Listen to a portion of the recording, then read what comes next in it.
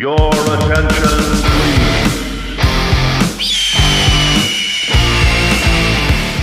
It's hard to believe that the 2026 Major League Baseball has officially started these past several days. Now, I was going to try to get this video out a little bit sooner, but just life happens. It's the way things happen. I mean, But I wanted to share some stories because I really don't talk about baseball on my channel per se. The only thing I really talked about was that accomplishment that Shohei Ohtani did a couple years ago when he had a 50 home run and 50 stolen bases, the first 50-50 guy. I did mention that. And then I shared my thoughts about Pete Rose after his passing. But other than that, I really don't talk much about baseball. But I do have some stories related to baseball here. So, growing up here in Central Oregon, in Bend, to be exact, we had a local team, a farm club. And when I was young, they were known as the Central Oregon Phillies, and they were a farm club of the Philadelphia Phillies. And they came in, late 70s to about the mid 80s, and they were a single A farm club, and it was the short season. So basically this was their rookies and walk-ons, if you want to call that. But there was a couple notable players that did come through that system. Most notable was Julio Franco, who went on to have a stellar career in the major leagues, and I believe he played until he was in his early 40s, so he had a significant career in the major leagues. And the other one was Juan Samuel, and he also, too, was part of the Central Oregon Phillies the following year after Julio Franco, and he had a decent career in the major leagues because of his speed on the bases. He had some stolen bases, and he was among the leaders in that category. So there's been a couple of people that came out as members of the Phillies, but there was other players that were in that same league. You had one of the teams was down in Medford, Oregon. It was the Medford A's, and Jose Canseco played for the Medford A's, and a couple of my friends saw him play. Now, I never did see him play per se. I might have. I can't be 100% sure about that. But a couple of guys I know did see Jose Canseco play for the Medford A's. And then the most popular person in that Northwest League was Ken Griffey Jr. And when he was drafted, he was 17 years old when he joined the Bellingham Mariners. And I actually got to see him play a game or two. And one of my friends that was with me, I don't think I was with him that particular game, but he actually got an autographed baseball from Ken Griffey Jr. I don't know if you still have that, Travis, or not. That, I don't know. I mean, when we get autographs from these players, sometimes we play. That's what we did. So that was kind of what I remember. I remember going, it was, what was it? It was 1982. I remember going to my very first, at that time they switched from the Central Oregon Phillies to the Bend Phillies, and I got to see some players in there, and there was a few players that I got some autographs from because a neighbor of ours had season tickets, and so she had them over to her house for dinner, and we got their autographs. But they never really panned out in the major leagues. They Went up through the minors, but then, they never got called up to the big show, as what Major League says. But I got their autographs, and I don't have those anymore, but they never, played in the majors. But there was a guy that that played for that Ben Phillies team, and that was Mike Maddox. Now, Mike Maddox was the older brother of Hall of Fame pitcher Greg Maddox, and Mike Maddox had a good career in the majors, not as great as his younger brother, but he went on to be a successful pitching coach. And I don't remember what organization he's part of now, but I do know that I think it was the Texas Rangers that he was the pitching coach for, which won the World Series a few years back. So I got to see him play. But then, somewhere around the mid 80s, the Philadelphia Phillies organization decided to move the team out so they could have their farm club closer to their area. Then they became the Bend Bucks, and they were really an independent club. Several teams were farming some of their players to Bend, but then the California Angels, as they were called back then, decided to name them as their farm club. So there was the Bend Bucks, which was affiliated with the California Angels. And I saw some players play in there that had careers in the major leagues. Gary DiSarcina was an all-star shortstop for the Bend Bucks, and he went on to the majors and became a decent shortstop for the Angels. And then Tim Salmon was also part of that organization too. And in fact, it was in 1989. Tim Salmon was on the team, and the way the stadium, and I'm going to describe Vince Jenna Stadium here, and I'll just share the picture here from behind home plate. If you look over left field, you've got the mountain range, and when you get a sunset that's going over the mountains, home plate is facing the sunset, and that can be blinding for a lot of players that look into the sun. And one evening when I was there, there was a fastball that got away from the pitcher. It went right into Tim Salmon's eyes, right between his eyes, broke his nose, the bridge of his nose, and of course he was out for the game. But it was because of that they had to make some changes to how the views. They had to put some tinting so to prevent the glare, so that there wouldn't be these kind of injuries.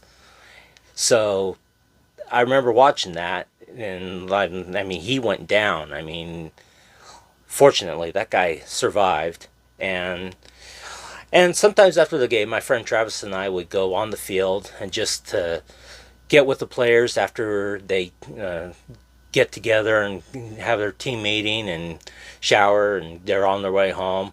We get autographs. That's one of the things that I did. We got autographs from the players. And Tim Salmon came out after the game. He had this big old ice pack right on his nose. The nose was welled up. It was swelled up. So, and I just told him, said, "Hey man, way to be tough." And he just walked off. He didn't say anything, but that's okay. But he was a successful player in the major leagues for the California Angels. So that, you can say, that's kind of one of my major league players I've met. Well, future major league players, if you want to put it that way. But then the California Angels decided to move their farm club out of Bend, and in comes in the new expansion team, the Colorado Rockies. And where they put their farm club? In Bend, Oregon, the Bend Rockies. Now, there were really that many individuals that were on there. One of the most notable athletes that they had that had a good stellar major league career and is a manager in baseball today. It's Craig Counsell. He was part of the Bend Rockies, the original Bend Rockies when they first showed up in Bend. So yeah, I got to see a few of the major league. I got to see a few of these prospects move on up into the major league.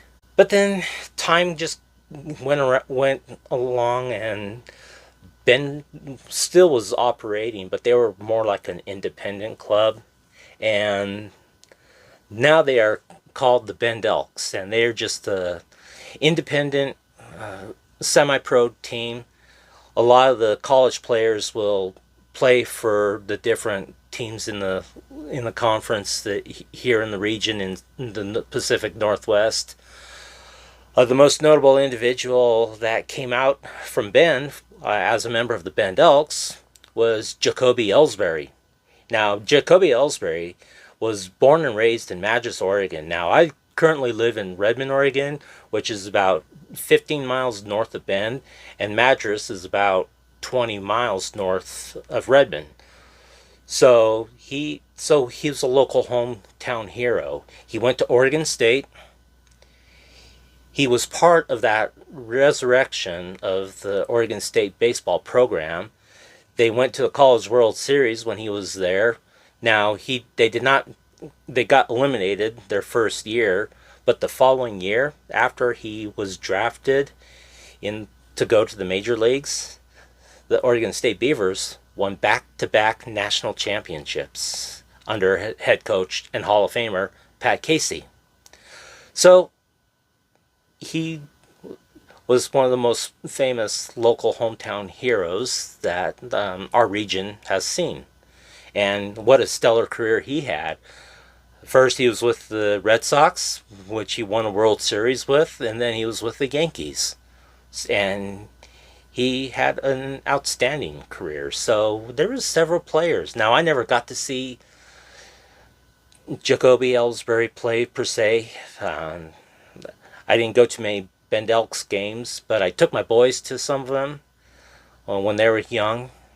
But yeah, we saw them. They've had some good seasons and bad seasons. And the first year, I will say this: the first year that the Bend Elks were in Bend, that makes a lot of sense. Their manager was a former Mets player, Wally Backman. So there's a lot of connection, in our region from guys that went from the farm club all the way up to the major leagues. And I did meet a few of these guys. And that was nice because I've always loved baseball growing up as a kid. That was the one sport I loved to play. And because of my size, wasn't big enough for football. Definitely not tall enough for basketball. Yeah.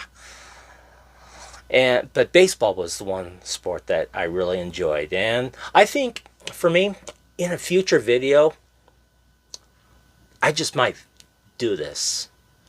In a future video, there's a lot of baseball movies out there. I might pick my favorite baseball movies of all time. So let me know in the comments if you want me to do that. Do it. I'm thinking about that. So, anyways, that explains for me with, growing up with ties to baseball and Major League. Now, I never did go to a Major League ballpark in my local area. Never did go up to Seattle to see the Mariners play up in the Kingdome, and then into Safeco Field, which eventually is currently T-Mobile Park. The only time I did actually go to a Major League Baseball game. And long story short, I was doing volunteer service for our religious organization, and I had an opportunity to go see a Yankees game in Yankee Stadium. And I decided to go. A guy I worked with, He was a diehard A's fan, and he wanted to go see the A's play because at that time they had the Bash Brothers with Jose Canseco, Mark McGwire. Speaking of Mark McGwire, he never got to play in for the Medford A's, but like I said, Jose Canseco did because Mark McGwire was such a high prospect. He basically skipped a couple leagues and moved up, and he had a stellar career. But he had a they were playing the Yankees, and he had the Bash Brothers, Jose Canseco, Mark McGwire, leadoff hitter Ricky Henderson, and he was a former Yankee, and it was so fun. They were booing him every time he stepped up to the plate. Let's see, that was like around 1992 when I went to Yankee Stadium, and we were in the upper deck behind home plate, and that was such a great. Ricky Henderson came up to bat as leadoff. Of course, the Yankee fans were booing him. He hits this foul ball back straight up into the upper deck toward us. One of the guys that was with us was like 3 seats away from me. The ball went into his hands. He tried to grab it, and it fell out of his hands. It dropped on the floor, and unfortunately, some guy that was sitting next to him, who we did not know, just reached down and picked up the ball. That's the nature of going to a game. Sometimes you get a foul ball, and sometimes you don't. I never got a foul ball at the at the Yankee game, but man, I was 3 seats close to getting one. I got a lot of foul balls when I was at our local park at Vince Jenna Stadium. But for me, yeah, growing up, I had some good memories and watching baseball. Now I'm going to get into another video in a few days, maybe a few weeks, about the progress of baseball. Are there things that I like? Are there things that I hate? So stay tuned for that. Now, as far as teams that I was a fan of, now growing up, because it's like I was always going to Ben Philly games, I was a fan of the Major League Philadelphia Phillies. And I was rooting for them when they would go to the World Series. And back in 1980, when they won, you had Pete Rose and Mike Schmidt and Steve Carlton, guys like them winning the World Series. Because of that affiliation, I was a Phillies fan. Okay? And so I don't really watch them with interest now, but it's like, okay, there's some sentimental interests, if you want to put it that way. But for me, also was a fan of the Dodgers, and I was a fan of the Yankees, because there was 2 players that were my favorites back in when I was young at that age. One of them was Reggie Jackson, and the other one was Mike Schmidt. Those were my favorite players. And so that's why I kind of liked the Yankees. But I also liked the Dodgers because they had some players that I liked. You had Steve Garvey, you had Ron Cey, you had Fernando Valenzuela, and then there was Oral Hershiser. As far as the California Angels go, and Anaheim Angels, Los Angeles Angels, whatever, are they what? Anaheim Angels of Disneyland? Are they Anaheim Angels of Los Angeles Disneyland? That's such a mess. I wish they'd just go back to being called the California Angels. Keep it simple. But I kind of had a love-hate for them. I was a fan because I saw some of the players, come through Bend and go on to have a successful major league career. I talked about them earlier. But I also couldn't stand them either because the years that they were doing well with their organization, what was it, in the early 2000s or something like around there, But that annoying rally monkey that you would see when you're watching an Angels game, oh, that just triggered me to the core. And because of that, and at that time, the Ben Bucks were not part of the California Angels at that time, so that gave me a reason to hate them. Okay. But as far as, the Mariners go, I mean, basically this shirt I have right now, this is the only shirt I have that's a Mariners shirt, and I also have a Mariners hat. So as far as the Mariners go, I mean, I'll follow them, but not religiously like I do with my Blazers and Seahawks. I was just curious as to see how they're doing. I mean, I was, seeing how they did when they had Ken Griffey Jr. when he was playing with them, and then after he left, you had Ichiro, and then they just were not relevant. I mean, you had Felix Hernandez, who was just an awesome pitcher, but that guy had no run support. I felt sorry for the guy because he was pitching almost shutout baseball, and he just did not have run support. If he had run support, he would have had more wins, simply put. And then when he retired, there just really wasn't much relevance to watching them, and until recently. Now last year the Mariners got real close to making the World Series. The only team in the major leagues that has not been to the World Series. I mean, there was one game close from accomplishing that. Now they would not have won the World Series because the Dodgers were just that good. But yeah, they're one game away from making it to the World Series. But there are people saying they're going to be in the World Series this year. I don't know about that. I honestly don't know about that. But so that's basically my story of growing up and following baseball. And now I still don't follow it for various reasons.